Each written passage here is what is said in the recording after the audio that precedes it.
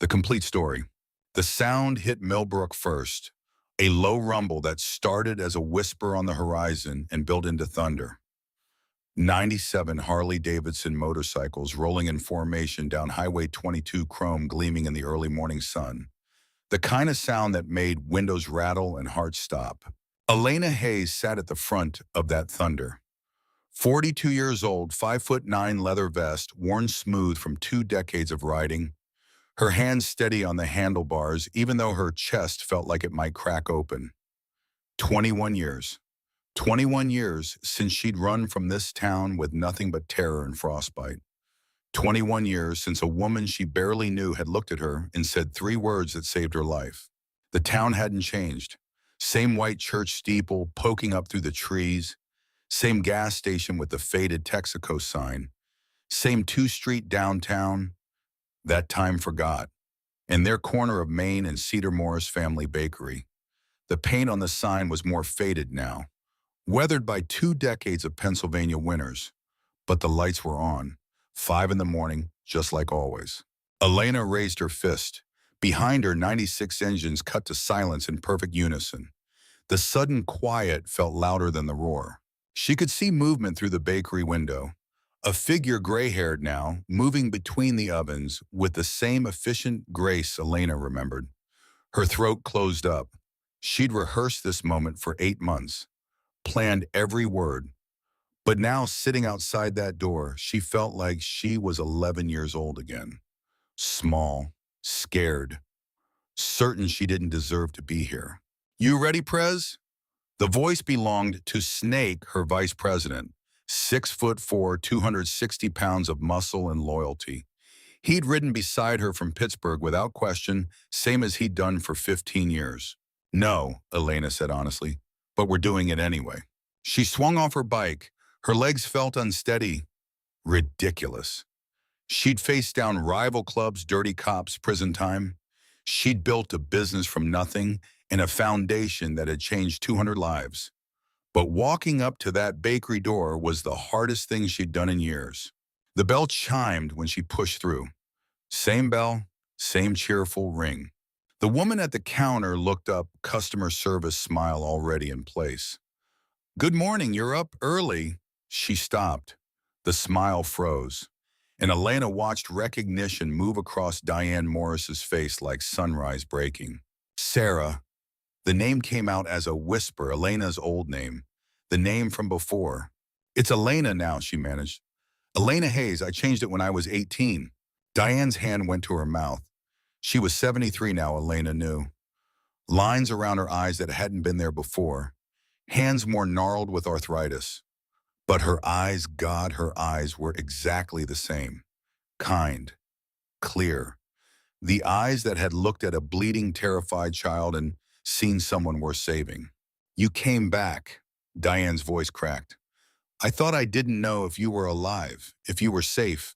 I've wondered every day for 21 years. "I'm alive," Elena said, "because of you." She'd meant to say more, had a whole speech prepared, but the words stuck in her throat, and what came out instead was, "I brought some people. They're outside, a lot of people. I need you to know they're not here to scare you. They're here because of what you did for me." Diane moved around the counter flour, dusting her apron. "What I did, sweetheart, I gave you some bread and you told me I mattered." Elena's voice shook.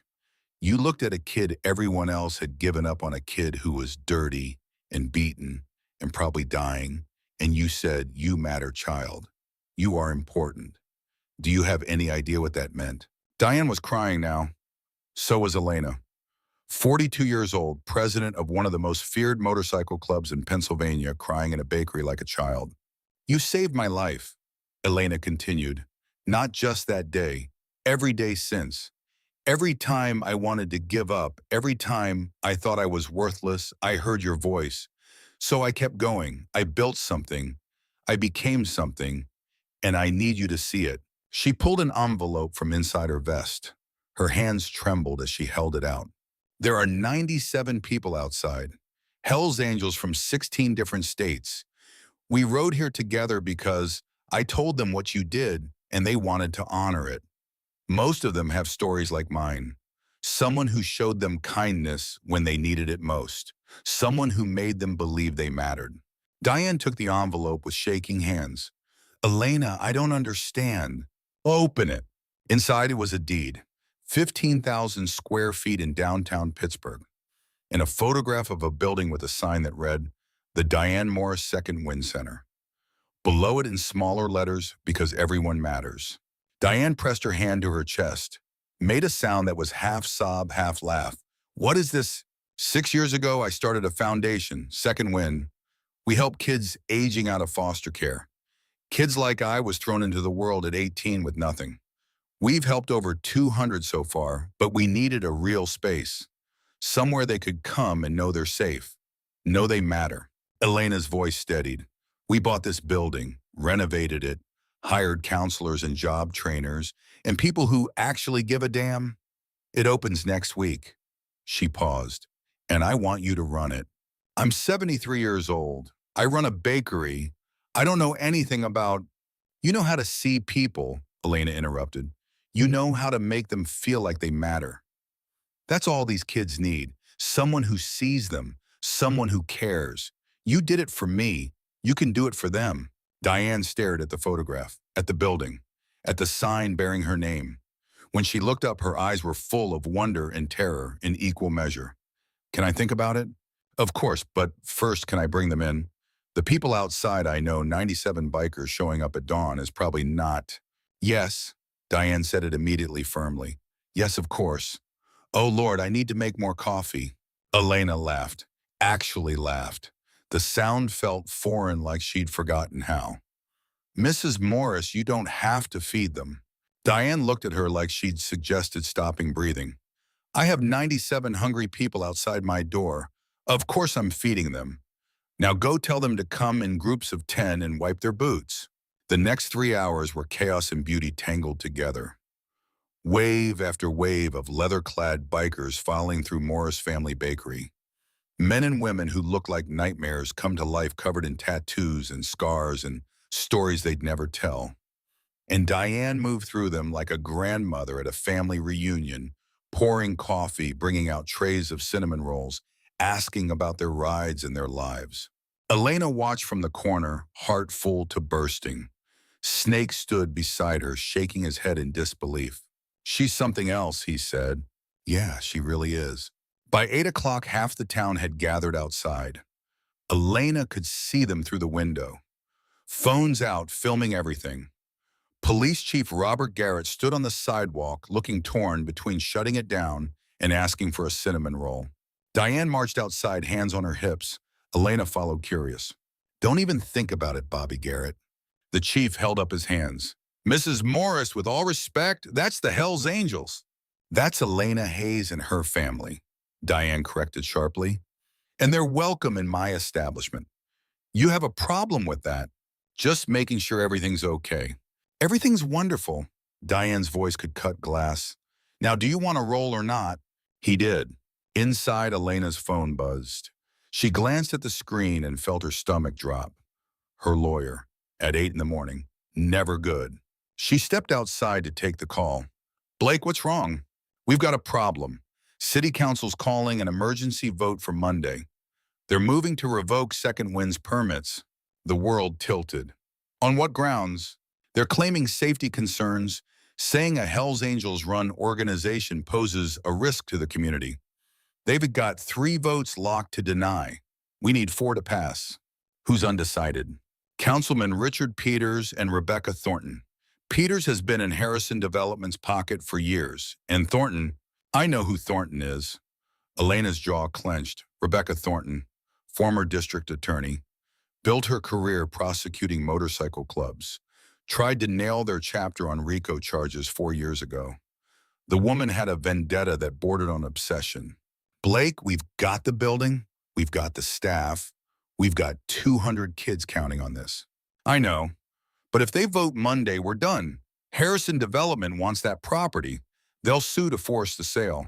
Elena ended the call and stood in the cold morning air, feeling everything she'd built crumbling. Snake found her 2 minutes later. What happened? Council vote Monday. They're trying to shut us down before we open. Snake cursed. Harrison. Has to be. We outbid them for the building.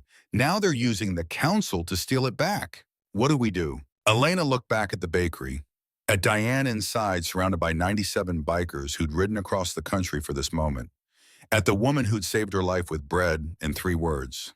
We fight, she said. We got 4 days to flip 2 council members.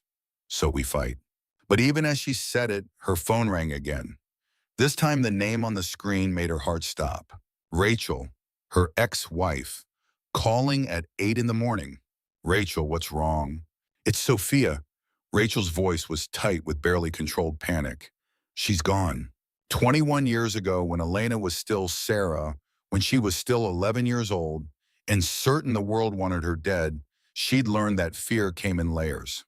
The surface layer was immediate. The fist coming toward your face. The belt in your stepfather's hand. The cold when you had nowhere to sleep. But beneath that was something worse. The fear that you were the problem, that you deserved the pain, that no matter how far you ran, you'd carry the worthlessness with you like a disease. She'd felt that deeper fear standing in Diane Morris's bakery on a January morning in 2004. 11 years old face swollen from where her stepfather had hit her ribs, screaming with every breath. She'd stolen a sandwich from a gas station 2 towns over and run when the clerk shouted. Ran until her lungs burned and her legs gave out. Ran until she found herself in Millbrook, a town so small it barely existed. The bakery had been warm. That's what she remembered most. Warm and smelling like cinnamon and bread. She pressed her face against the window, watching people inside eating and talking and being human. Being safe.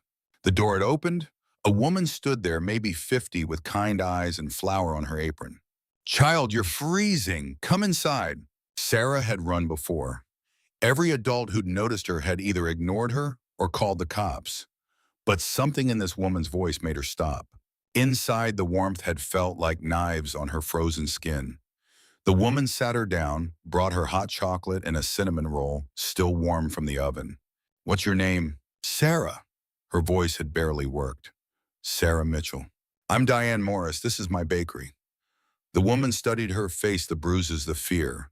You're hurt. I fell. Sweetheart, I've seen a lot of falls. That's not a fall. Diane's voice was gentle but firm. Someone hurt you. Sarah had started crying then. Couldn't help it. Diane didn't push. Just sat with her, let her eat, let her cry. When the tears finally stopped, Diane said something that changed everything. You matter, child. Do you hear me? You are important. Whatever's happened, whatever you are running from, you matter. Don't you forget that. 3 words. You matter. You are important. Sarah had carried those words out of the bakery when her stepfather found her 3 hours later. Carried them through the beating he gave her for running. Carried them when she finally escaped for real, 2 days later, hitchhiking out of Pennsylvania with nothing but the clothes on her back. Carried them through 6 years of shelters and street corners and survival. Through arrests and social workers and judges who looked at her like she was already lost. Through every moment she wanted to give up and die. You matter. At 17, strung out and desperate in a Philadelphia alley, she'd met Margaret Stone, Maggie to everyone who knew her. 60 years old, 5'0", covered in tattoos and radiating the kind of authority that made grown men step aside. Maggie ran a motorcycle repair shop. She'd found Sarah sleeping behind her dumpster, and instead of calling the cops, she'd given her a job. You know anything about engines? No. You willing to learn? Sarah had nodded. Then get inside and take a shower first. You smell like death. Maggie had given her more than a job. She'd given her structure, purpose, a reason to stay alive. And when Sarah turned 18, Maggie had done something unexpected. You want a family? Maggie had asked. Real family, not blood, better than blood. People who will die for you and expect you to do the same. She'd meant the Hells Angels. Maggie was a member, had been for 30 years. And she was offering Sarah a way in. Why me? Sarah had asked. Because you're a fighter. Because you survived things that would break most people. Because you matter. Maggie had smiled. Someone told you that once, didn't they? That you matter. I can see it in how you carry yourself, like you're still trying to live up to it. Sarah, who would become Elena 6 months later when she took her patch, had stared at this woman who somehow saw straight through her. How did you know? Because someone told me the same thing 35 years ago, and I've been paying it forward ever since. Now standing outside Diane's bakery with her phone pressed to her ear and her ex-wife's panicked voice in her ear, Elena felt those two moments colliding. The 11-year-old who'd been saved. The 42-year-old who'd built a life around paying that salvation forward. And Sophia, her daughter, 16 years old and missing. What do you mean she's gone? Elena kept her voice level even though her heart was jackhammering. I mean, she didn't come home last night. Her bed's empty, her phone's off. She left a note saying she needed space and not to look for her. Rachel, what happened? What did you fight about? A pause. We didn't fight. That's the problem. She's been pulling away for months, skipping school, hanging out with kids I don't know. I tried to talk to her about it yesterday and she just... Rachel's voice cracked. She looked at me like I was the enemy, said I didn't understand her, that nobody understood her. Elena's chest tightened. She'd been so focused on the foundation, on the ride, on everything except her own daughter. When was the last time they'd talked, really talked? 3 weeks ago? A month. I'm coming home, Elena said. I'll find her. Elena, you're in Millbrook. I said, I'm coming home. Her voice went hard. President voice. The voice that ended arguments. Send me the note. Send me the names of her friends you know. I'll handle it. She hung up and turned to find Snake watching her with concern. Sophia, missing since last night. Rachel doesn't know where. Brother. Snake never called her that, always Prez or Elena. But in moments like this, when the club became family, the word meant everything. What do you need? I need you to stay here. Coordinate with the others. Start working the council angle. I need to go back to Pittsburgh. We can send someone else to find Sophia. You've been planning this for 8 months? She's my daughter. Elena's voice cracked. I've already failed her enough. I'm not doing it again. She walked back into the bakery. Diane was refilling someone's coffee. Elena caught her eye, motioned her over. I have to go. Family emergency. Concern flooded Diane's face. What's wrong? My daughter, she's missing. I need to find her. Diane set down the coffee pot without hesitation. Then you go. Family first. Always.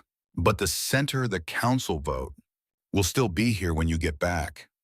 Diane took Elena's hands. Listen to me. That building, this foundation, all of it matters. But your daughter matters more. You taught me that. Don't forget it. Elena nodded, not trusting her voice. Diane squeezed her hands once hard, then let go. Go find your girl, and Elena, Diane's eyes were fierce. However I can help with the council, I will. You're not fighting this alone. Elena made it to her bike before the tears came. Snake appeared beside her, already on his phone. Razor's meeting you at your place, and I'm calling Tommy's crew in Harrisburg. If Sophia's anywhere in Pennsylvania, we'll find her. Thank you. That's what family does. The ride back to Pittsburgh was the longest 3 hours of Elena's life. She pushed the Harley past 90 past 100, barely seeing the road. Her mind kept circling the same thought. What kind of mother am I? What kind of person builds a foundation to save other people's kids while losing her own? She'd left Rachel when Sophia was 8. The marriage had been dying for years, suffocated by Elena's absences, her club responsibilities, the life Rachel never really understood. The divorce was amicable, joint custody. They tried to make it work. But Elena had thrown herself into the foundation, into helping kids who reminded her of herself. And somewhere along the way, she'd stopped seeing that Sophia needed her too. The note Rachel had texted was short. I need to figure out who I am. Don't look for me. I'm safe. I just need space. Safe. But where with who? Elena pulled up to her house, a renovated warehouse in Lawrenceville, at noon. Razor was already there, 6'2", bald, covered in scars from a life before the club. He'd been clean 7 years and mentored more kids through Second Wind than anyone. Talked to some of Sophia's classmates, Razor said without preamble. She's been hanging with a girl named Chloe Brennan, lives in Bloomfield. Parents are divorced, dad's never around. Address. Razor handed her a piece of paper. Already checked. Nobody's home. Neighbor says Chloe's mom works double shifts at UPMC. Elena studied the address. What else? Sophia's been posting on Instagram. Nothing since yesterday, but the week before lots of stuff about feeling invisible, about nobody seeing the real her. Razor's voice was gentle. Elena, she's hurting. Has been for a while. The guilt hit like a fist. I should have seen it. You were busy saving other kids. Doesn't make you a bad mother, makes you human. Feels the same. Her phone rang. Unknown number. She answered. Is this Elena Hayes? Yes. This is Diane Morris. A pause. I think Sophia's here. Elena's heart stopped. What? She showed up about an hour ago, asked if she could sit in the bakery for a while. She didn't know who I was at first, but when I told her, she started crying. We've been talking. Relief and confusion warred in Elena's chest. Is she okay? She's safe, scared, confused, but safe. Diane's voice was warm. She said she heard about the ride, about what you did for me, and she wanted to understand. Wanted to see where her mother came from. I'm 4 hours away. Can you? I'll keep her here. We'll talk. You drive safe, not fast. She's not going anywhere. Elena made it in 3.5 hours anyway. Walked into Morris Family Bakery at 4 in the afternoon to find her daughter sitting in a corner booth with Diane Morris. They were eating cinnamon rolls. Sophia's eyes were red from crying. Mom. Elena slid into the booth across from her. Wanted to yell, wanted to hug her, wanted to demand why she'd scared everyone. Instead, she just looked at her daughter, really looked, saw the pain and confusion and desperate need to be seen.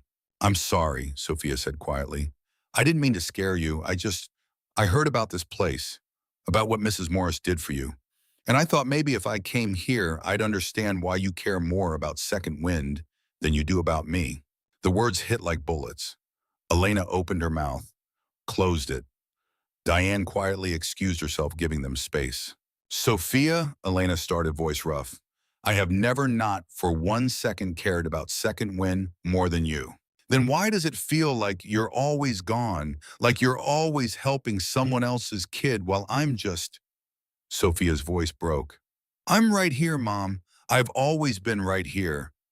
But you don't see me. Elena felt something crack open in her chest. All the excuses she'd told herself, all the ways she justified the absences, the late nights at the foundation, the weekends spent on runs. She'd been so focused on saving kids who reminded her of herself, she'd forgotten to see the one who needed her most. You're right, she said. I haven't seen you. I've been so focused on making sure other kids don't feel invisible that I made my own daughter disappear. Sophia wiped her eyes. Why do you care so much about them, the foster kids? Because I was them. Because I know what it's like to be 11 years old and certain nobody cares if you live or die. Because Mrs. Morris saved my life by telling me I mattered, and I spent 21 years trying to pass that forward. Elena reached across the table. But you matter more, Sophia. You matter most. And I'm sorry I ever made you doubt that. I don't want to compete with them. You don't have to. There's enough of me for both. Elena squeezed her daughter's hand. I know I haven't proven that, but I will. Starting now. Sophia was quiet for a long moment. Mrs. Morris told me about her daughter, Emily. She died in a car accident 28 years ago. She was 11, same age you were when you met her. Elena felt the air leave her lungs. She what? That's why she helped you. You reminded her of Emily, and she's been carrying that ever since. Sophia looked up. She said that's what love is, carrying people even when they're gone, even when it hurts, showing up anyway. Diane appeared with fresh coffee, set it down without a word. Elena looked at her, saw the truth of it in her eyes. Emily, Elena whispered. Diane sat down beside Sophia. She would have been 39 this year, red hair like her father, stubborn like me. She died on her way home from school. Drunk driver ran a red light. Mrs. Morris, I didn't know. I'm so sorry. Don't be. She gave me 11 beautiful years. And when she was gone, I thought I'd never find a reason to keep going. Then you walked through my door, 11 years old, scared and hurt, and so much like her, it broke my heart all over again. Diane's voice was steady. You weren't a replacement. You were a reminder that life keeps giving us chances to love people, to see them, to tell them they matter. She looked at Sophia. Your mother saved herself, but I like to think I gave her a push. And now she's pushing hundreds of other kids toward better lives. That's not taking away from you, sweetheart. That's showing you what love looks like. Messy and imperfect and always, always trying. Sophia was crying again. So was Elena. Diane just sat there solid and present the way she'd been 21 years ago. I want to help, Sophia said finally. With Second Wind, I want to understand what you're doing, why it matters. Elena pulled her daughter close. Then you will. We'll do it together. They stayed in Millbrook that night. Diane insisted, pointing to the apartment above the bakery. It's just storage now, but the beds are good. You all need rest. At midnight, Elena's phone buzzed. Snake! We've got a problem. Rebecca Thornton's son was attacked tonight in Seattle. Someone broke into his apartment and beat him unconscious. Hospital says he'll recover, but Thornton's pulling her support. She's calling an emergency council session for Thursday. She's voting no. Elena closed her eyes. How bad? She thinks we're behind it. Thinks we're using her son to force her vote. That's insane. We would never. I know. You know. She doesn't. And unless we can prove otherwise, we're done. Elena looked over at Sophia asleep in the next room, looked at the photograph of the Diane Morris Second Wind Center still on the table. Find out who really did it, she said. This smells like Harrison. They want us desperate, want us looking like the criminals they're claiming we are. Already on it, but Elena Monday's vote is in 4 days. We're running out of time. After he hung up, Elena sat in the dark feeling the weight of it all. The foundation, the council, Sophia, the 200 kids counting on her. Diane appeared in the doorway wrapped in a robe. Can't sleep. Too much happening. Diane sat beside her, and when Emily died, I thought my life was over. Thought I'd never feel anything but grief. But you know what I learned? Elena shook her head. That grief and love are the same thing. Both mean you cared enough to be broken by losing someone. Both mean you showed up fully even knowing it could hurt. Diane took her hand. You're grieving right now. Grieving the mother you think you should have been. Grieving the foundation you might lose. But that grief means you loved hard enough to care about getting it right. What if I can't? What if I lose everything? Then you start over. Build something new. But you don't quit. That's not who you are. That's not who I saw 21 years ago, and it's not who's sitting here now. Elena leaned against her. How are you so wise? 73 years of practice. Now get some sleep. Tomorrow we fight for that center, and we win. But even as Diane said it, Elena's phone lit up with a new message. Unknown number. A video file. She opened it and felt the world drop away. The video showed a teenage boy tied to a chair, face bruised, eyes terrified, and behind him a masked figure. Elena Hayes. The voice was distorted. You cost some very powerful people a lot of money.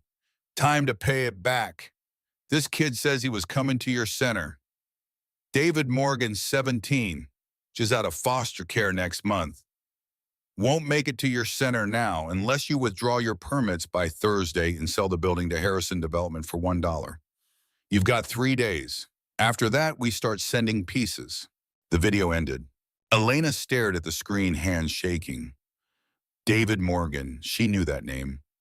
He'd reached out 2 weeks ago through the Second Wind website, said he was aging out soon and scared. She'd promised him they'd be there when he needed them.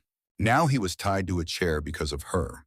Diane was reading over her shoulder. Oh, God. I need to call the police. If you do, they'll kill him. Elena knew she was right. Knew Harrison Development had the money and connections to make this disappear. Knew that one 17-year-old foster kid wouldn't make the news until pieces of him started showing up. She dialed Snake instead. Get everyone to Pittsburgh. Every brother within 500 miles. Someone took David Morgan. and we're getting him back. Elena, if we go to war, they already declared war. They just don't know who they're fighting yet. She ended the call and looked at Diane, at Sophia sleeping in the next room, at the photograph of the center that might never open. Then she looked at the video again, at David's terrified face. You matter, she whispered to the screen. I'm coming for you. Because that's what second wind meant. That's what those 3 words from 21 years ago had taught her. Everyone matters, especially the ones the world's given up on, especially the ones who are scared and alone and certain nobody's coming. Elena Hayes was coming, and she was bringing 97 Hells Angels with her. The war for second wind had begun. Dawn broke gray and cold over Pittsburgh. Elena stood in the Second Wind Center's empty common room, staring at the violation notices taped to every door.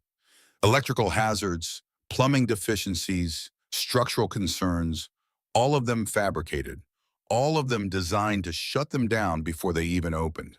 Snake appeared beside her with coffee. Fire Marshal's brother-in-law works for Harrison Development. Coincidence. There are no coincidences. Elena took the coffee, let the heat burn her hands. Focus on something physical, something real, not the video of David playing on loop in her mind. Her phone had been ringing since 4 in the morning. Razor calling from Baltimore. Tommy from Harrisburg. Chains from Cleveland. 53 Hells Angels converging on Pittsburgh because their president had asked. Because one of theirs was in trouble. Not one of theirs yet, Elena corrected herself. David wasn't a member, wasn't even enrolled in the program. He was just a kid who'd reached out, a kid who'd believed the promise on their website, everyone matters. And now he was paying the price for her ambition. We've got teams tracking the video's digital signature, Snake said. Burner phone purchased in Harrisburg 3 days ago. Credit card flagged for fraud last year. Dead end. What about Harrison's employees? Talked to 7, all scared of losing their jobs. None of them know anything about a kidnapping. He paused. Either it's locked down tight or it's not coming from Harrison. Elena's jaw clenched. It's coming from Harrison. Who else wants us gone this badly? Her phone buzzed, a number she didn't recognize. She answered. Ms. Hayes, this is Richard Harrison. Elena's hand tightened on the phone. You've got some nerve calling me. I need to meet with you. Today, it's about David Morgan. If you hurt that kid, I didn't touch him. Harrison's voice was tight, stressed. But I know who did, and it's not what you think. Elena's instinct said, hang up. Her instinct said this was a trap. But David's face flashed in her mind, 17 years old and terrified. Where? Neutral ground. Enrico's Coffee on Penn Avenue, 1 hour. Come alone. I don't do alone. Then bring one person. But Ms. Hayes, if you want that kid alive, you'll listen to what I have to say. He hung up. Snake was already shaking his head. Trap. Probably. And you're going anyway. He said he knows who took David. He could be lying. Elena pulled on her vest. Then I'll know in an hour. You're coming with me. They took Snake's truck instead of the bikes. Less conspicuous. Enrico's was a small coffee shop in Lawrenceville, the kind of place where tech workers typed on MacBooks and pretended to write novels. Not the kind of place where Hells Angels and corporate CEOs usually met. Richard Harrison sat in the back corner, looking like he hadn't slept in days. Mid-50s, expensive suit, wrinkled tie loosened. When Elena and Snake slid into the booth across from him, he flinched. Thank you for coming. Talk. Elena's voice was flat. You've got 5 minutes. Harrison pulled out his phone, opened a photo. This is Victor Reese. He was my head of security until I fired him 3 months ago for using excessive force on protesters at one of our development sites. The photo showed a man in his 40s, military build, cold eyes.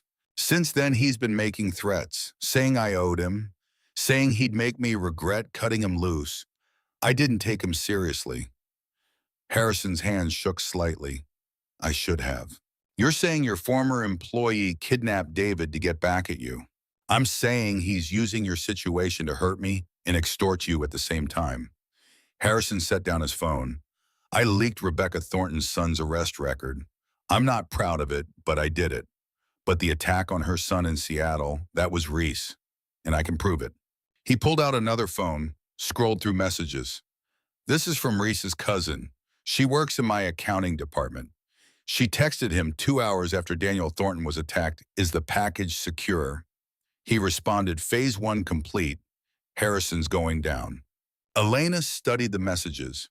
They could be faked, but Harrison's fear looked genuine. "Why are you showing me this?" "Because this stopped being about real estate the moment a kid got kidnapped." Harrison met her eyes. "I wanted your building. I was willing to play dirty to get it. But I'm not a kidnapper, and I'm not going to let Reese use my company's name to hurt people." "Where is he?" "I don't know, but his cousin might. She called in sick this morning, family emergency." He slid a piece of paper across the table. "An address in Bloomfield. That's where she lives." Snake grabbed the paper before Elena could. "This could be a setup. Send us their cops waiting." "It's not." Harrison's voice was steady now. "I'm giving you this because when this is over, when David's safe and Reese is in custody, I want to talk. About the building, about the foundation, about doing this right instead of destroying each other." Elena stood. "We'll find David. After that, we'll see." They left Harrison sitting alone with his coffee. In the truck, Snake said, "You believe him." "I believe he's scared. Whether that makes him honest, I don't know. But it's the only lead we have." They picked up Razor and 3 others before heading to the cousin's apartment. It was a rundown complex off Liberty Avenue. Peeling paint, broken stairwell lights, the kind of place people lived when they were one paycheck from homeless. Apartment 3C. Elena knocked. No answer. Knocked again. "I know you're in there. We just want to talk." A crash from inside, then silence. Snake didn't wait. One kick and the door splintered open. They poured inside. The woman was at the window trying to climb out onto the fire escape. Razor grabbed her before she made it. Mid-30s, terrified makeup smeared from crying. "Don't hurt me, please. I didn't know he was going to hurt anyone." Elena held up her hands, kept her voice calm. "We're not here to hurt you. We just need to find your cousin Victor. He has a 17-year-old kid. We want to bring him home." "I don't know where Victor is." Snake grabbed her phone, the one she dropped. "You've got encrypted messages. Contacts labeled client and boss." "Who are they?" The woman's face crumpled. "If I tell you, they'll kill me." "If you don't tell us you're an accessory to kidnapping, assault, and extortion," Elena said, "you'll spend the next 20 years in prison. Is that worth protecting them?" The woman sat down hard. "Thomas Harrison. Victor's been working for him for 6 months. Private security, off the books. What was the job? To make you look like criminals. To prove the Hells Angels running a foundation was a front for violence." Her voice shook. "Thomas wanted his brother's company. You were just collateral damage." "What about Daniel Thornton? Did Victor attack him?" "No. Thomas hired someone else for that. Victor doesn't even know about it. He thinks he's working alone." Elena felt rage and relief in equal measure. "You're going to tell this to the police, all of it, and you're going to testify." "They'll kill me." "We'll protect you," Snake said. "Full club protection. But you do this now or we let Thomas Harrison's lawyers bury you." She nodded, tears streaming. "Where's David?" Elena's voice went hard. "Old warehouse on Cemetery Road. The one Harrison was going to demolish for the condos." The woman was sobbing now. "Please, he's my cousin. He's not a bad person. He kidnapped a child." Elena cut her off. "That makes him a bad person. Now stay here. If you run, if you warn him, I will find you." They were back in the truck before the woman could respond. Cemetery Road was industrial wasteland on the edge of the city. Abandoned factories and empty lots that used to be steel mills. The warehouse sat isolated, surrounded by chain-link fence and forgotten ambition. Elena counted 3 vehicles outside. Reese wasn't alone. "We go in quiet," she said. "Find David first. Fight second." They split up.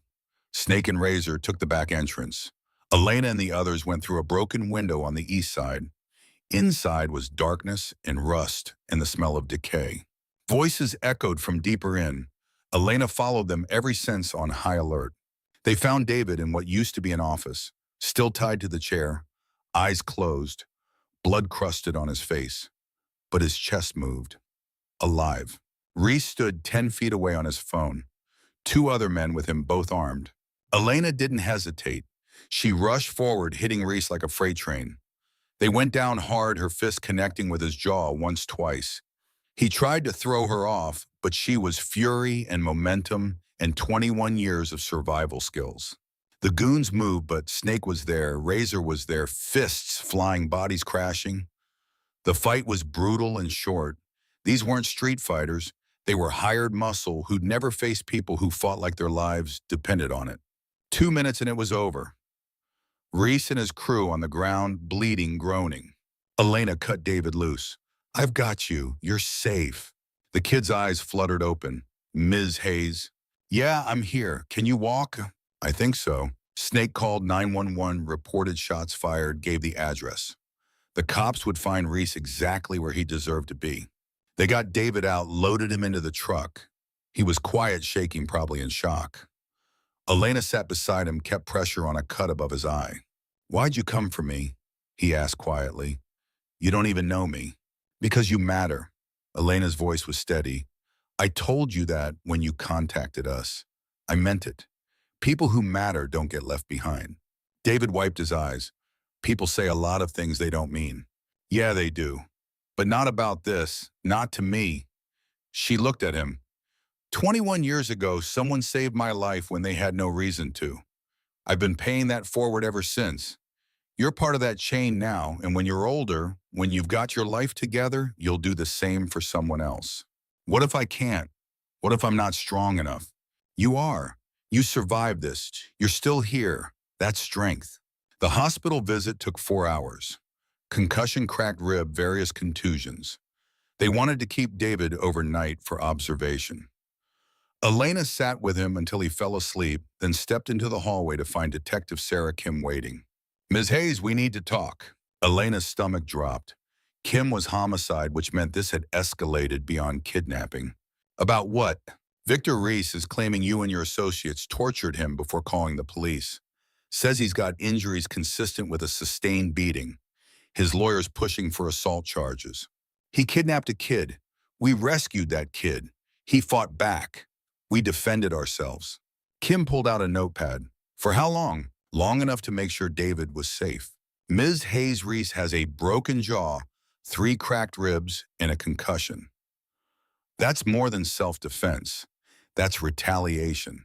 Elena felt the world shifting. "You're saying we should have let him keep the kid." "I'm saying the DA's office is looking at this. If they decide to press charges, you could be looking at aggravated assault, 3 to 5 years. 3 days from opening, 3 days from saving 200 kids, and they were trying to put her in prison. I did what I had to do to save a child. That's noble, but nobility doesn't keep you out of prison." Kim's voice softened. "Look, I've got a daughter. If someone took her, I'd do what you did. Probably worse. But I'm also a cop, and I'm telling you this is serious. Get a lawyer, a good one, and be prepared for this to get ugly." After Kim left, Elena stood in the hospital hallway, feeling everything crumbling. The foundation, the council vote, now criminal charges. Her phone buzzed. "Sophia." "Mom, are you okay? I saw the news." Elena hadn't realized it had made the news already. Of course it had. Hell's Angels rescue kidnapped teen. Allegations of brutality. It was exactly the kind of story that would destroy them. "I'm fine, baby. Are you coming back to Millbrook?" Mrs. Morris is worried. Elena looked through the window at David sleeping, at the kids she'd saved and who might cost her everything. "Not yet. I need to handle some things here." "Mom, I want to help." "You are helping just by being there, just by being you." After she hung up, Snake appeared. His face was grim. "It gets worse." "How could it possibly get worse?" "Thornton just called an emergency council session for tomorrow. She's moving to rescind Monday's vote before it even happens. If she succeeds, we don't even get to fight. We're done." Elena leaned against the wall, feeling the weight of it all. "She thinks we attacked her son." "I know, and unless we can prove we didn't, she's voting us into oblivion." "Can we prove it?" "Reese is claiming he acted alone. His lawyer's already spinning it as a rogue employee, nothing to do with Harrison." Snake's voice was tired. Even if we could prove Harrison Development was involved, that doesn't clear us of the assault charges. Elena's phone buzzed again. This time a number she recognized. Diane. Elena, I'm watching the news. What's happening? Everything's falling apart. Elena's voice cracked. We saved David, but now they're saying we brutalized his kidnapper. Thornton's calling an emergency vote. Harrison's covering his tracks, and I'm probably going to prison. Silence on the other end.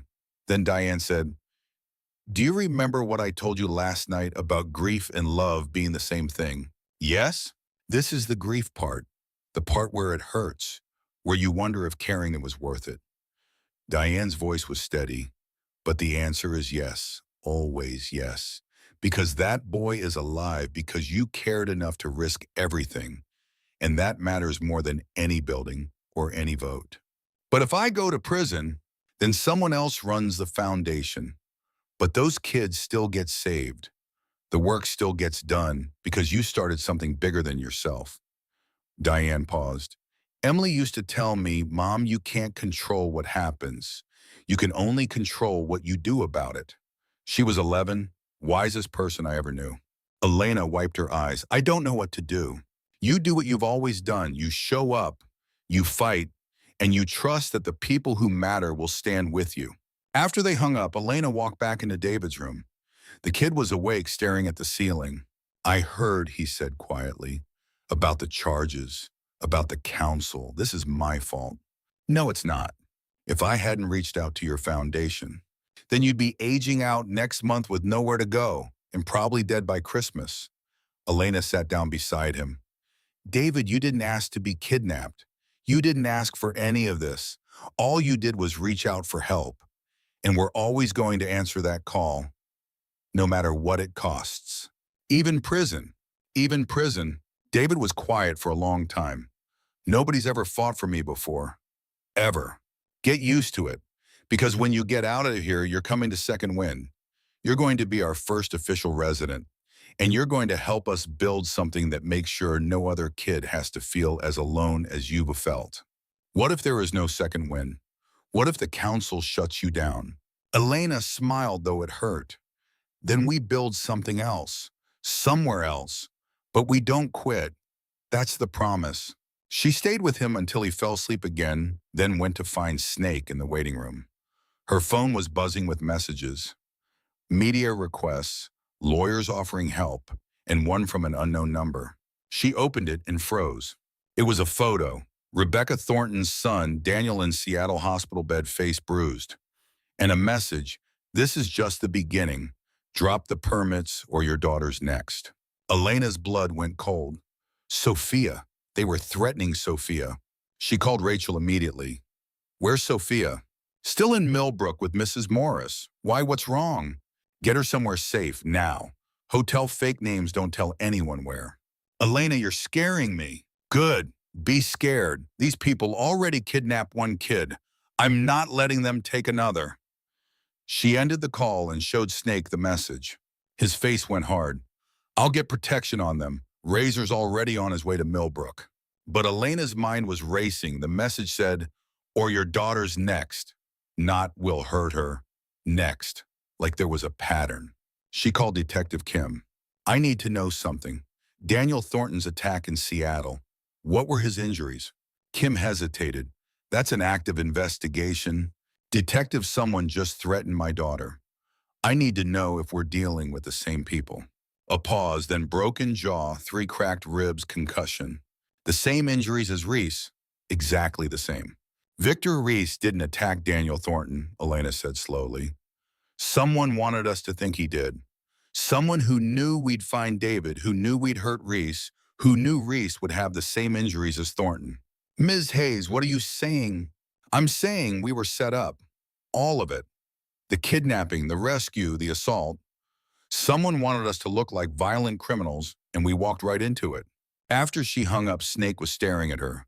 If Reese didn't attack Thornton, who did? Elena pulled up the messages on her phone. The threat about Sophia, the video of David, the pattern of injuries.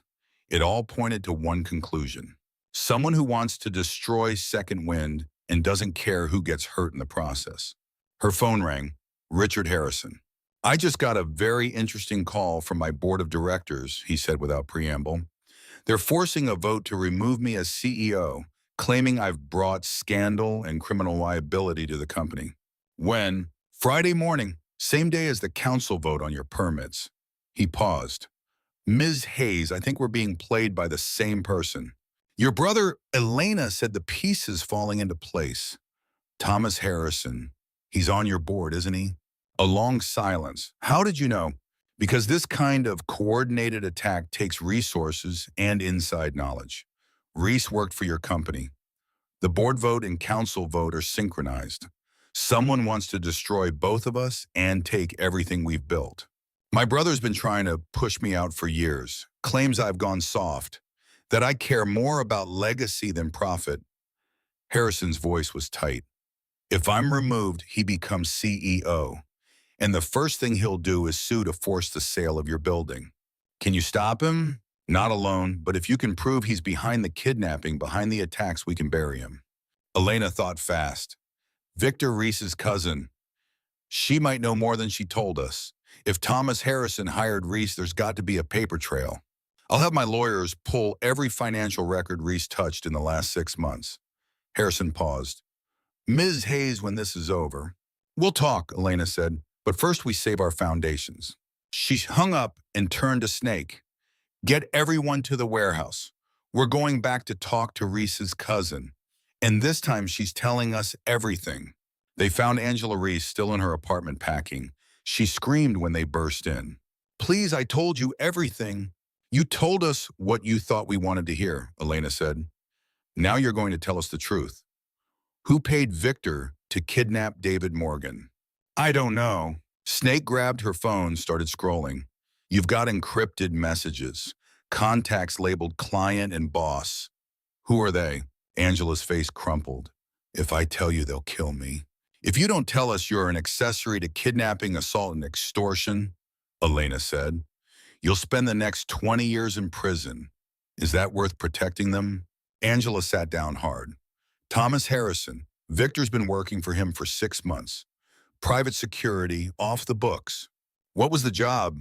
To make you look like criminals. To prove the Hells Angels running a foundation was a front for violence. Angela's voice shook. Thomas wanted his brother's company. You were just collateral damage. What about Daniel Thornton? Did Victor attack him? No, Thomas hired someone else for that. Victor doesn't even know about it. He thinks he's working alone. Elena felt rage and relief in equal measure. You're going to tell this to the police. All of it. And you're going to testify. They'll kill me. We'll protect you, Snake said. Full club protection. But you do this now or we let Thomas Harrison's lawyers bury you. Angela nodded, tears streaming. 2 hours later, Detective Kim had Angela's full statement. Forensic accountants were pulling Thomas Harrison's financial records, and a warrant was being drawn up for his arrest. But the council vote was still tomorrow, and Thornton still thought they were monsters. Elena called Diane. I need you to do something for me. Something big. Anything.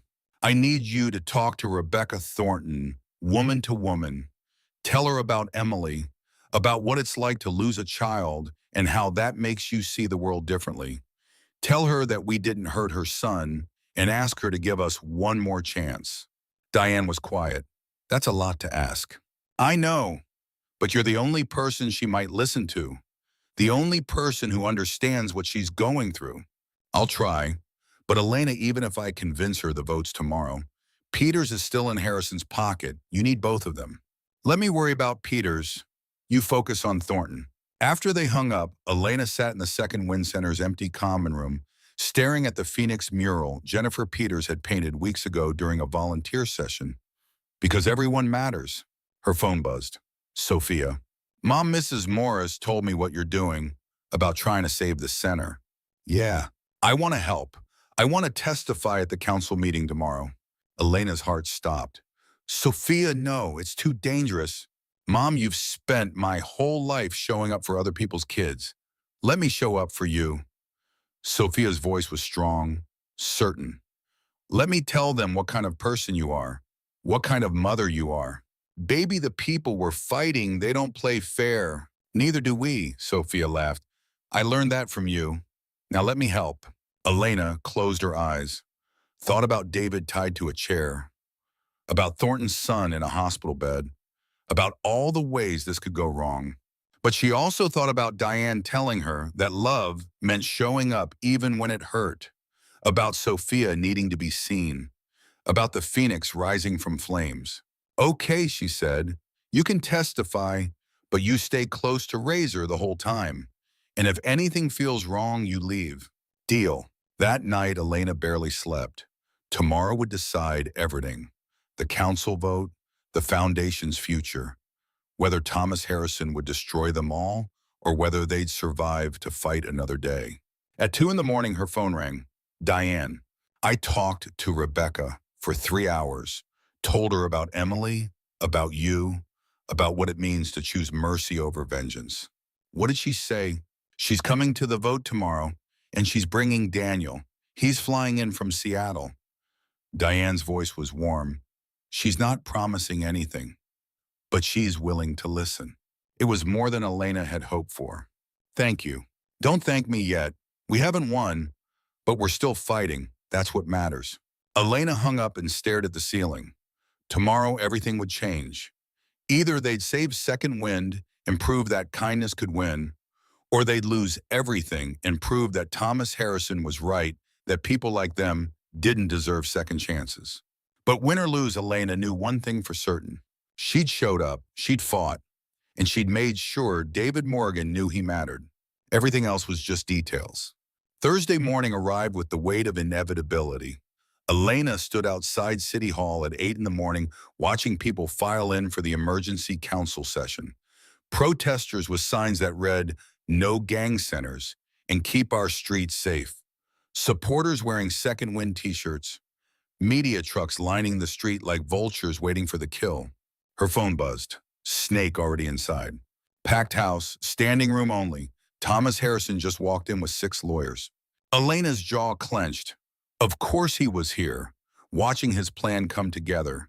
Where's Sophia? With Razor, 3rd row, safe. Elena took a breath and walked inside. The council chambers were chaos. Every seat filled people spilling into the aisles. She spotted Diane near the front, sitting beside a woman Elena recognized from news photos. Rebecca Thornton, and beside her a young man with a healing black eye, Daniel Thornton. They'd come. Councilman Richard Peters called the meeting to order. He looked tired, defeated. Elena wondered how much Thomas Harrison had paid him to destroy Second Wind. We're here for an emergency session regarding the Second Wind Foundation's permits, Peters began. Before we hear a public comment, I need to address something that came to my attention last night. He pulled out a folder. I've received evidence that suggests serious criminal activity related to this vote. Evidence that changes everything we thought we knew about the situation. Thomas Harrison went pale. These are financial records showing payments from Harrison Development to Victor Reese, the man arrested for kidnapping David Morgan. Payments labeled security consultation, but routed through shell companies. Peters looked directly at Thomas. Mr. Harrison, would you care to explain why your company was paying the man who kidnapped a 17-year-old to extort Ms. Hayes? The room exploded, reporters shouting questions. Thomas Harrison on his feet, lawyers surrounding him. Diane gripping Rebecca Thornton's hand. Those records are privileged, one of Thomas's lawyers started. These records were obtained through a warrant executed this morning. Peters interrupted. Mr. Harrison, you are looking at charges of conspiracy to kidnap, extortion, and fraud. I suggest you secure legal representation. 2 police officers moved toward Thomas. He backed away, pointing at Elena. This is insane. She's the criminal. She runs a gang. She nearly beat Reese to death. Reese was holding a child hostage, Peter said coldly. And according to Detective Kim's report, Ms. Hayes acted to rescue that child. The DA has declined to prosecute. Elena felt the air rush back into her lungs. No charges. They weren't pressing charges. Thomas was still shouting as the officers led him away. His lawyers followed already on their phones. The room buzzed with shock and speculation. Peters waited for silence before continuing. Now, given these revelations, I think we need to reconsider this vote entirely. But first, public comment is open. Diane stood. Her voice when she spoke was steady and clear. My name is Diane Morris. 21 years ago, a child walked into my bakery. She was 11 years old, beaten and terrified, and certain nobody cared if she lived or died. I gave her food. I told her she mattered, and then I watched her disappear. She looked at Elena. That child became Elena Hayes. She survived 6 years on the streets, built a business, built a foundation that's helped over 200 kids who remind her of herself. This center isn't about motorcycles or clubs or whatever you're afraid of. It's about seeing kids when everyone else has given up on them. It's about telling them they matter. Diane sat down. A woman in her 30s stood next. My name is Sarah Chen. 3 years ago, I aged out of foster care with a drug conviction and no job prospects. Second Wind gave me a chance. Helped me get clean. Helped me find work. I'm a nurse now. I have an apartment, a life because someone believed I was worth saving. One by one they spoke. Kids Elena had helped. Parents whose children had found hope through the foundation. Employers who'd hired Second Wind graduates and found them to be their best workers. Then Sophia stood up. Elena's heart stopped. Her daughter, 16 years old, walking to the microphone with Razor, a protective shadow behind her. My name is Sophia Hayes. I'm Elena's daughter. The room went quiet. I spent most of my life angry at my mom, angry that she was always gone, always helping other people's kids. I thought she didn't care about me, that I wasn't important enough. Sophia's voice shook but held. Last week I ran away. I was so angry and hurt that I just left. And you know who found me, Mrs. Morris? She sat with me for hours, told me about her daughter Emily who died, told me about how my mom was 11 years old and broken when they met. And she helped me understand something. She looked at Elena. My mom doesn't help those kids instead of loving me. She helps them because loving me taught her how important it is to show up for people, to tell them they matter, even when it's hard, especially when it's hard. Tears streamed down Sophia's face. You want to know what kind of person runs Second Wind? The kind who'll risk everything to save a kid she's never met. The kind who taught me that love isn't about being perfect. It's about showing up anyway. She sat down. Elena wanted to run to her, hold her, but the session was still in progress. Then someone else stood. A young woman Elena didn't recognize at first. Then she saw the resemblance. Jennifer Peters, Councilman Peters' daughter. My name is Jennifer Peters, and I need to tell you something my father doesn't know. Peters' face went white. 4 years ago, I aged out of foster care. I told my dad I was living with my aunt, but I lied. I was 18 and homeless and terrified. I lived in shelters, slept in my car, went hungry more times than I can count. Her voice broke. I got lucky, found help, but most kids don't. Most kids like I was end up dead or in prison or worse. And you want to vote against giving them a place to go. She looked at her father. Dad, I'm sorry I lied. I was ashamed, scared you'd be disappointed. But I need you to know that these kids deserve what I got. A chance, hope, someone who believes they matter. Peter stood slowly. His face was working through emotions Elena couldn't name. Grief, shame, love. Jennifer, his voice cracked. I didn't know. I should have. You know now. Jennifer's voice was firm. So what are you going to do about it? The silence was absolute. Then Rebecca Thornton stood. I need to say something. My son Daniel was attacked in Seattle. I thought it was connected to this foundation. Thought they were using violence to intimidate me into voting yes. She gestured to Daniel beside her. But last night Diane Morris sat with me for 3 hours, told me about losing her daughter, about how that grief taught her to see people who are hurting, about how Elena Hayes has spent 21 years paying forward one act of kindness.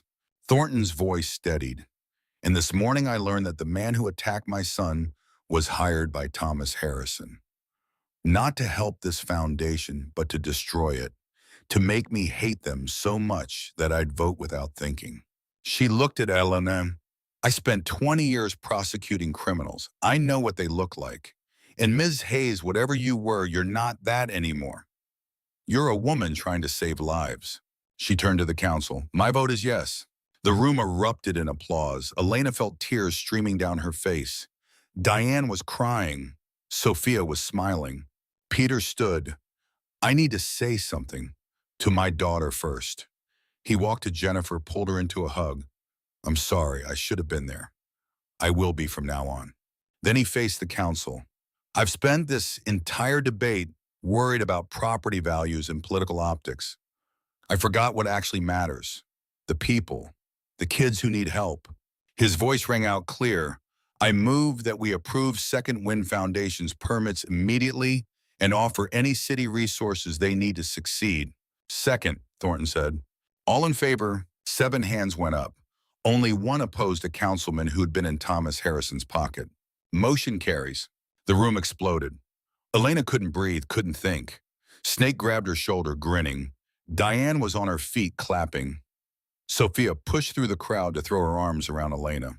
We won, Mom. We actually won. Elena held her daughter, held her close, and let herself feel what she'd been too scared to believe in. Hope. The celebration spilled out of City Hall onto the street. Media clamoring for interviews. Supporters chanting. Elena stood in the center of it, still processing that it was real. Richard Harrison appeared at her elbow. He looked 10 years older than he had that morning. My brother's going to prison for a long time. Good. I'm getting removed as CEO tomorrow. The board vote's still happening. They're right that I brought scandal. He met her eyes. But I wanted to tell you before the news breaks, I'm donating $500,000 to Second Wind, and I'm offering my personal support however you need it. Elena studied him. Why? Because I've spent my entire life building an empire on crushing competition, and sitting in that chamber watching my brother get arrested, watching those kids testify, I realized something. His voice cracked. My legacy is what I build.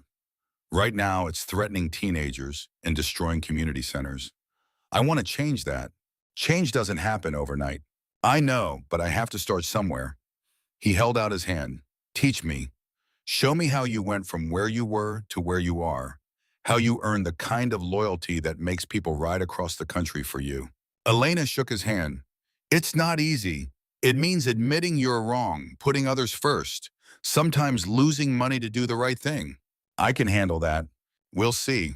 Over the next few hours, Elena gave interview after interview, told David's story, told her own story, talked about what Second Wind meant and why it mattered.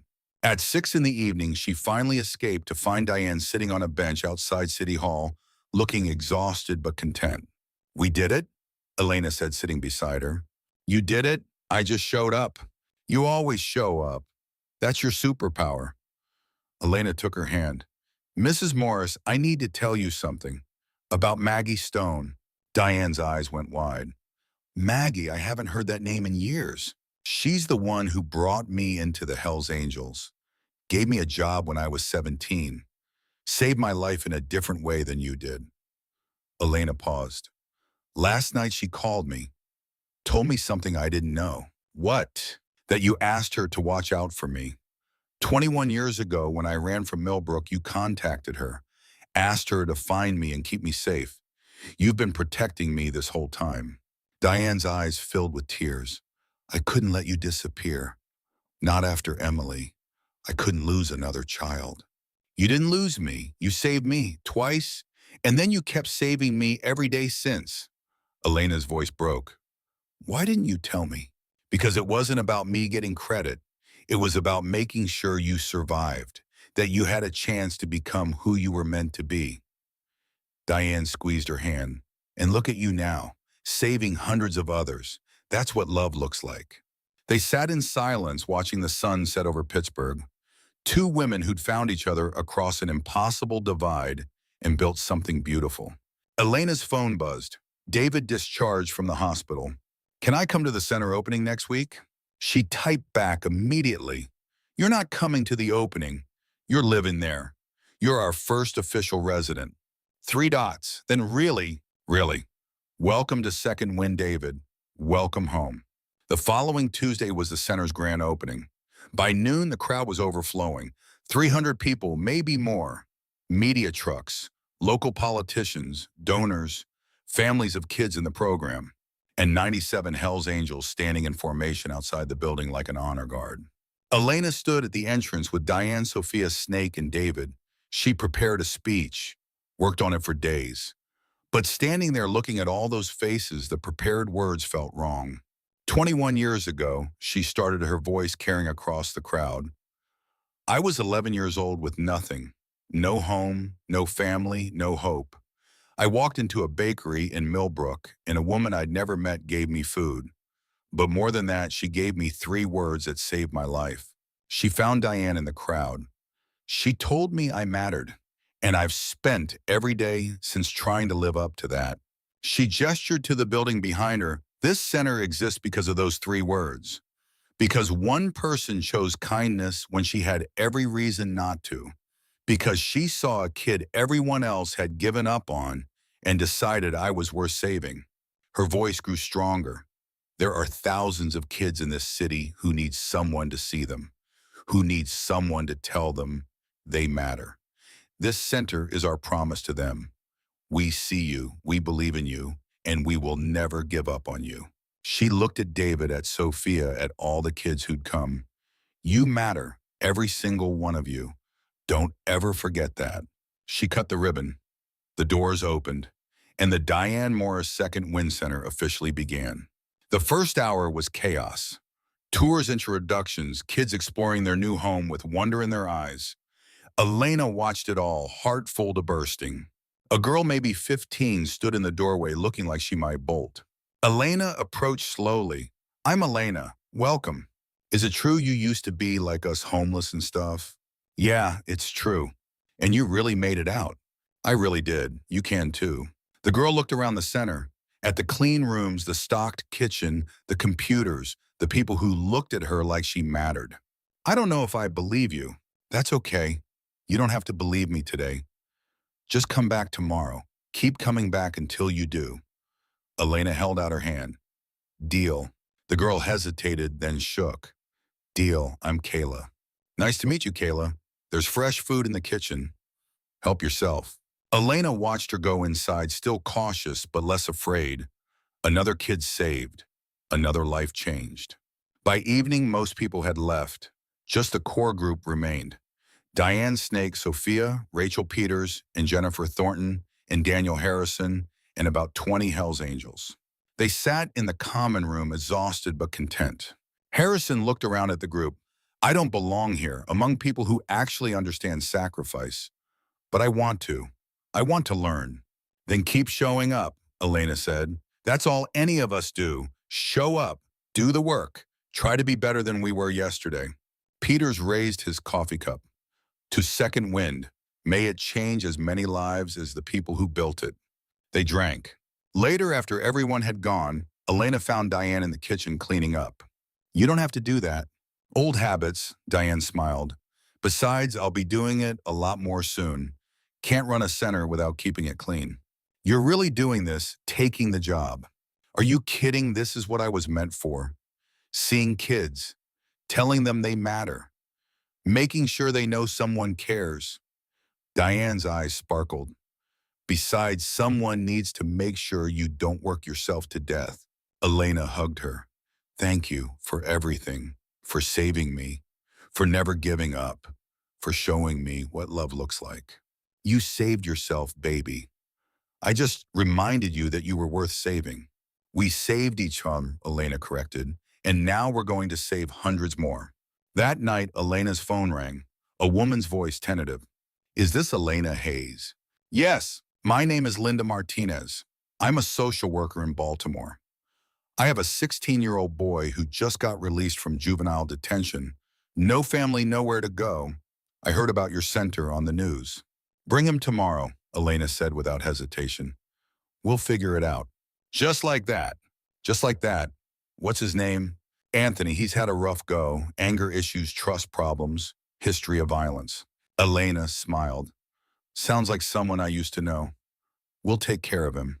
After she hung up, she stood in the center's main hall looking at the Phoenix mural. Because everyone matters. Behind her footsteps, Sophia appeared with Diane. Couldn't sleep? Diane asked. Too wired. Too grateful. Elena gestured around the space. This almost didn't happen. But it did happen, Sophia said, because you fought for it, because people chose to help instead of hurt. Diane sat down at one of the tables. You know what the best part is? This is just the beginning. I got calls today from people in Chicago, Atlanta, Seattle, all asking how to start their own second win chapters. Elena felt something break open in her chest. Really? Really? What we built here, it's spreading. The story, your story, our story, it's showing people that change is possible. That kindness wins. Sophia pulled out her phone. Look at this. It was a news article. Second Wind Movement, how one woman's gratitude sparked a national revolution in foster care. Elena read it stunned. Pictures of the center, quotes from kids they'd helped, a sidebar about other cities planning similar programs. We're just one building, she said. We're a movement, Diane corrected. You started it 21 years ago when you refused to give up, when you decided those 3 words I gave you mattered enough to build a life around. You matter, Elena whispered. Everyone matters, Diane said firmly. That's the truth you proved. And now thousands of people are going to prove it too. They sat together in the quiet center watching the phoenix glow on the wall. Somewhere in Pittsburgh, a kid was making the decision to walk through those doors tomorrow, to take a chance on the idea that maybe they mattered, that maybe someone would see them, believe in them, fight for them. And they would, because that's what Elena had built. Not just a center, but a promise. A promise that every kid who walked through those doors would hear the same 3 words that had saved her. You matter. Everything else, the programs, the counseling, the job training, the housing, all flowed from those 2 words. Because once a kid believed they mattered, they could survive anything, build anything, become anything. The next morning, Elena woke to her phone buzzing with messages. Christina, a girl who'd texted during the opening, I'm coming today. I'm scared, but I'm coming. Anthony, social worker. We'll be there at noon. Kayla. Can I bring my friend? She needs help too. And one from a number she didn't recognize. My name is Marcus. I'm aging out next month in Detroit. Can Second Wind help kids outside Pittsburgh? Elena typed back, we're working on it. In the meantime, let's talk, because you matter. 6 months passed like a dream. Second Wind expanded to 4 locations. Pittsburgh, Chicago, Atlanta, Seattle. Over 300 kids helped. A waiting list of 2,000 more. David was in community college studying engineering. His grades were solid, his future bright. He volunteered at the center every weekend, mentoring newer kids, showing them that survival was possible. Kayla had found a foster family through the program, a couple in their 40s who'd been looking for a teenager. They'd clicked immediately. Elena had watched Kayla bloom over the months, watched her smile come easier, watched her start to believe she deserved good things. Anthony was working in the center's kitchen, teaching other kids to cook. He'd discovered a talent for it, a passion, was talking about culinary school. His anger had faded, replaced by purpose. Sophia volunteered every weekend running art therapy sessions. She decided to study social work in college, wanted to do what her mother did, wanted to see people the way Diane had taught them. Richard Harrison had started a consulting firm for nonprofits, helping other foundations navigate the legal and financial complexities Elena had faced. He had lost his company, but found his purpose. He came to the center twice a week, sat with kids, listened to their stories, learned what it meant to give instead of take. Peters had pushed through a city grant program for youth services. Jennifer ran it, funneling resources to organizations like Second Wind. Father and daughter worked together, now making up for lost time. Thornton's son Daniel had built Second Wind's website and online presence, all pro bono. The site was beautiful, functional, reaching kids across the country. He'd turned his trauma into purpose. And Diane Morris, 74 years old and showing no signs of slowing down, ran the Pittsburgh Center with the same gentle firmness she'd shown that 11-year-old girl 21 years ago. She knew every kid by name, knew their stories, their fears, their dreams, made each one feel seen. On the 6-month anniversary, Elena stood in the Pittsburgh Center's common room during Diane's birthday celebration. 50 kids from the program had gathered to sing happy birthday. When the song ended, Diane wiped her eyes and looked around at all those faces. Thank you, she said simply, for letting an old woman be part of your lives, for trusting us with your stories, for believing you matter. Elena stepped forward. Mrs. Morris, 21 years ago, you gave me a piece of bread and 3 words. Today we want to give you something back. She gestured around the room. A family. 50 kids who know they matter because you made sure we never forgot. This isn't just your center, it's your legacy. Proof that one act of kindness can echo across decades and change the world. Diane was crying, laughing, overwhelmed. I didn't do this. You all did. We did it together, Elena corrected. All of us. Because that's what family does. Shows up, fights, loves each other, even when it's hard. Later, after the celebration wound down, Elena found Diane sitting in the kitchen looking at a photo of Emily. She would have loved this, Diane said quietly. All of it. The noise, the chaos, the kids. You honored her memory, Elena said, by saving me, by saving all of us. Diane smiled. No, baby. She saved you. Through me. That's how love works. It doesn't die. It just finds new ways to live. Elena sat beside her, this woman who'd been her savior, her mentor, her mother in all the ways that mattered. I got an email today, Elena said, from a teacher in Boston. She has 3 students aging out of foster care this year. Wants to know if Second Wind can help. Can we? Not yet, but we're working on it. Elena pulled out her phone, showed Diane the plan. 5 more cities next year, 10 the year after. By 2030, we want Second Wind in every major city in America. Diane's eyes widened. That's ambitious. That's necessary. There are 400,000 kids in foster care right now. 20,000 age out every year, most with nothing and no one. Elena's voice was fierce. We're going to change that. One kid at a time, one center at a time, until every single one of them knows they matter. Then we better get started, Diane said. They sat together in the quiet kitchen, 2 women who'd found each other across an impossible divide and built a revolution from bread and 3 words. Elena's phone buzzed, a message from a number she didn't recognize. My name is James. I'm 17. I age out in 3 months and I'm terrified. Someone told me you help kids like me. Is that true? Elena looked at Diane, who nodded. She typed back, it's true, we're here, and James, you matter. Don't ever forget that. 3 dots appeared. Then thank you. Nobody's ever said that to me before. Well, we're saying it now, and we'll keep saying it as long as you need to hear it. Welcome to Second Wind. Welcome home. Elena set down her phone and looked around the center. At the phoenix on the wall, at the kids sleeping safe in beds upstairs, at Diane beside her, still fighting, still believing, still showing up. 21 years ago, she'd been a broken child in a bakery, certain she was worthless. Now she was a woman who'd built a movement, who'd proven that kindness wasn't weakness, it was revolution. That one person choosing to see another could change everything.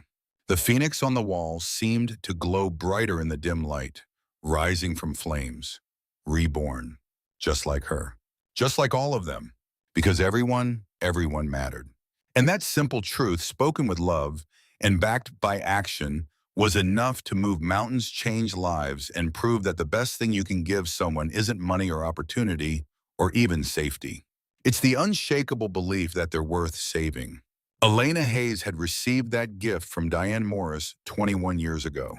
Now surrounded by kids who carried that same gift forward, she finally understood what Diane had known all along. This was never about one person saving another. It was about teaching people to save themselves, and then teaching them to save others, over and over. A chain of kindness stretching across decades, across cities, across lives.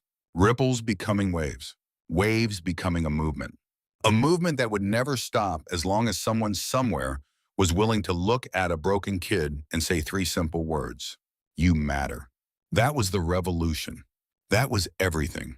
And it was just beginning.